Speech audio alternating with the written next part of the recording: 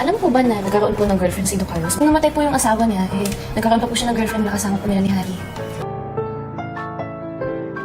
Ang susunod na programa ay rated PG.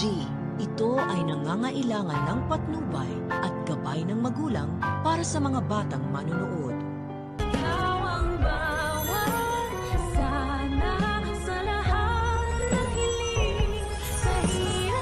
Busy ka, pero may oras kang dalawin si Moira.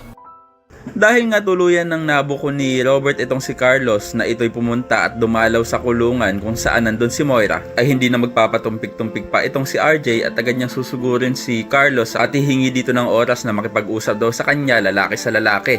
Pero ito naman si Carlos ay wala daw time. Kaya naman dito na isasagot ni Robert kay Carlos na walang time pero may oras ito na dalawin si Moira. Samantala, nalaman na nga din itong si Annalyn mula kay Harry na ito naman palang si Don Carlos ay hindi naman pala talaga single at nagkaroon pala ito ng karelasyon matapos ang pagkamatay ng nanay ni Harry. Kaya naman concern ngayon si Annalyn para sa kanyang ina dahil nga sa shocking revelation na ito na kanyang nalaman. Pero ayon kay Lynette ay wala naman daw nababanggit sa kanya si Carlos kaya naman wala siyang kaalam-alam dito. Sa kabilang banda, dahil nga sa ginawa ni Carlos na pag-deny kay Irene na kilala niya ito, ay mas gagawa tuloy si Irene ng paraan upang makausap niya na ng personal itong si Carlos. Kaya naman naabangan natin kung maitatanggi pa kaya ni Carlos kung makita niya na ng personal itong si Irene. Mabuti na lang talaga at hindi pa umuwi si Lynette sa kanilang bahay dahil mas makakapag-imbestiga pa siya sa mga halihim nitong si Carlos. Sa kabilang banda, dahil nga tuluyan nang nagkaroon ng pera si Moira na pwede niyang panuhol sa mga inmate niya, ay tuluyan nang makakadiskubre itong si Moira ng isang taong maaaring tumulong sa kanyang pagtakas. At ang babaeng inmate nga na ito ay si Ninang, pero may kondisyon daw si Ninang kay Moira